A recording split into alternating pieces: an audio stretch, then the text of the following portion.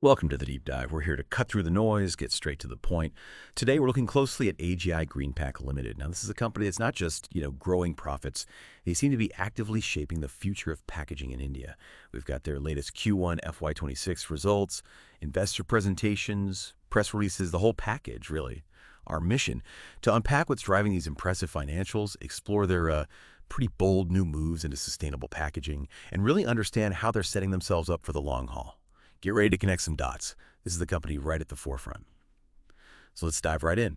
First quarter, fiscal year 26, looked pretty strong for AGI Greenpac. What were the big numbers, the ones that really jumped out? Yeah, it's definitely dynamic, their Q1 performance. The growth is quite something. They reported a total income of 721 crore rupees. For context, that's about 86.5 million US dollars. And that marks a significant 25% year-over-year jump. Even more striking, perhaps, is the net profit after tax. That surged 41% year-over-year, came in at 89 crore rupees, so roughly 10.7 million US dollars. Right, those are definitely compelling growth figures. 41% is huge. How did that translate into their operational efficiency? Did they keep pace? It did, yeah. The operational metrics are just as impressive, really. EBITDA for Q1 FY26, 176 crore. That's up 20% from last year, which translates to a pretty healthy EBITDA margin, 24.3%. And if we look at profit before tax, they reported 118 crore, showing 39.6% year-over-year growth. Margin there, 16.3%. It's like their chairman and MD, Mr. Sandeep Somani, said, these numbers show a really robust quarter, sets a, quote, strong foundation for the year. Okay, so digging into that a bit. Yeah. Those operational results are impressive. What exactly were the core drivers? What's behind such strong figures? It seems to come down to two main things. First, a pretty relentless focus on operational efficiencies, disciplined execution, they call it. And second, a really smart upgrade of their product mix. Now, when we talk efficiencies for a company like AGI, they think optimizing everything. Furnace energy use, that's massive in glass making. Streamlining logistics, cutting waste. All those nuts and bolts. Even small gains add up significantly at their scale. Okay, efficiencies make sense. But the product mix upgrade, tell us a bit more about that. How does that specifically boost the bottom line? Right, so this isn't just about churning out more bottles. It's about making, smarter bottles from a profit perspective. AGI has strategically shifted focus more towards premium, higher margin stuff. Think cosmetics, perfumery, high-end alcohol packaging. It's like moving from everyday items to luxury goods. The volume might not be as high on every single line, but the margin per unit, much, much better. It changes the quality of the revenue stream. And if we zoom out a bit, connect this quarter to the bigger picture, AGI has shown really consistent growth. Look at the last 5 fiscal years, FY21 to FY25. Revenue, up 19% CAGR. Compound annual growth rate. EBITDA grew even faster, 25% CAGR. And profit after tax, an impressive 29% CAGR. Even the return on capital employed, ROCE, that's climbed steadily from 8% in FY21 to 17% in FY25. So this isn't just one good quarter. It points to a sustained path of improved financial health, good execution. Okay. Were there any unique factors, maybe some one-off things in this quarter's financials we should note? Yes, good question. There are a couple of specific items worth mentioning. They booked about 20.5 crore rupees in other income. That came from an insurance claim. It was for loss of profit. Remember they had that furnace crown collapse issue at the Hyderabad unit last year? That's related to the downtime. Also, they made a provision, about 12.2 crore under power and fuel expenses. It relates to an old cross-subsidy surcharge demand. They are fighting it in court, mind you, but they've provisioned for it. And interestingly, unlike some past quarters, no specific subsidies from the Telangana state government were recognized in Q1 FY26. So that's a difference. Okay, got it. Let's shift gears a little then, away from the current numbers, strong as they are, and towards the future vision. Because AGI Greenpac isn't exactly sitting still, are they? They've announced some really exciting strategic expansions. This is where it gets really interesting, I think, for understanding their long-term plans. Absolutely. They are making significant bets, big investments to fuel future growth, and crucially, as you said, to diversify, moving strategically beyond just being a glass packaging company. Right. And the biggest news, the one that really signals that strategic shift, has to be the move into aluminum cans, right? That's the one, yeah. The board gave the green light for a strategic entry into aluminum cans, and that market is growing fast. This is a major undertaking. We're talking an investment of around 1,000 crore rupees. That's roughly 120 million US dollars, planned in 2 phases. They're setting up a new plant in Uttar Pradesh, expected to be running by Q3 of fiscal 28, starting with an annual capacity of 950 million cans and then expanding further. The goal is 1.6 billion aluminum cans per year by fiscal 2030. That's a serious statement of intent. Wow, 1.6 billion. That's a huge commitment.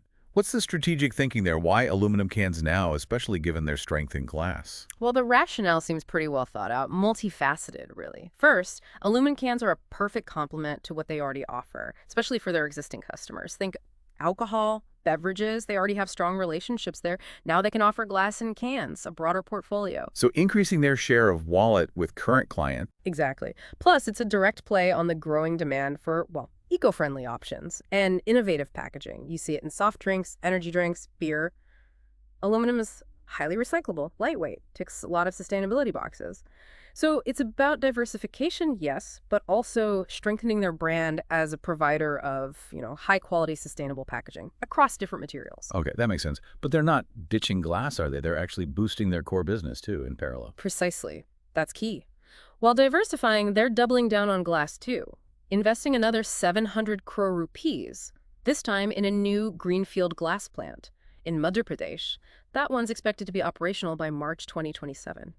And it'll boost their total glass manufacturing capacity by a hefty 25%, going from 2,100 tons per day up to 2,600. The aim there is clear: enhance sales, enhance profitability, and specifically serve the growing demand they see in northern and central India. So you put these two big moves together, the aluminum foray and the glass expansion. What does this mean for AGI Greenpac's position in the market overall? I mean, they're already India's largest glass container company. Yeah. How do these investments sharpen their competitive edge? Well, it signals their ambition goes beyond just being, quote, India's most profitable glass packaging leader, which is already a big goal. They're clearly evolving, becoming a much more comprehensive packaging solutions provider. That seems to be the direction. Think about their portfolio now. Glass containers, yes. Peat bottles and products, yes. Security caps and closures. And now you add aluminum cans to that mix. It makes their offering much more holistic for their clients. And remember their scale. 3 state-of-the-art glass plants in Telangana. Combined capacity over 2,000 tons a day. Standard glass, specialty glass. Plus multiple facilities for plastics and caps. Serving over 500 institutional clients. Big names, global and Indian brands. Across beverages, liquor, pharma, cosmetics, food. That existing network, that client list, that's a huge competitive advantage when launching something new like cans. Right. And what about the broader market? Are there underlying trends that support this kind of aggressive growth and diversification? Definitely. Several big trends are playing right into their hands, you could say. Premiumization is one.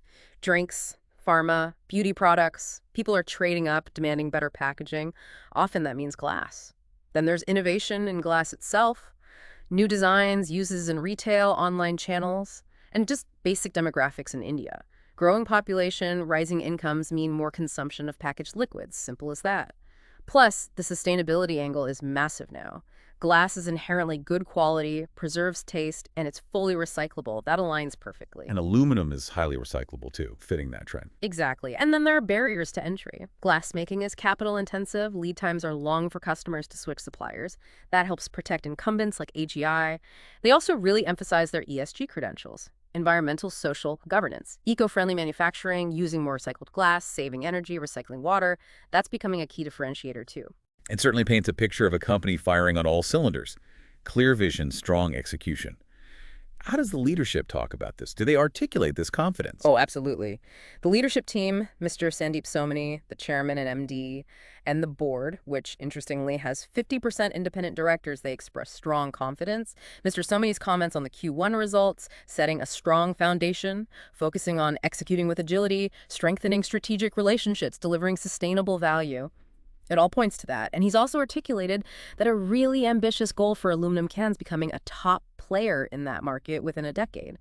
That shows long-term strategic thinking. Well, this has been a really insightful deep dive into AGI Greenpac, a fascinating picture. We've seen a company delivering really robust financial results, driven by sharp operations, smart product choices. But what really stands out, I think, is that forward-looking strategy, diving headfirst into aluminum cans, while also significantly expanding their core glass business. It really paints the picture of a company building a very comprehensive and crucially sustainable future in packaging. Indeed. It really does. And AGI Greenpac's moves, they highlight a critical trend, don't they? In the wider packaging industry, it's all about this evolving demand for diverse options, for sustainable options, for high quality solutions.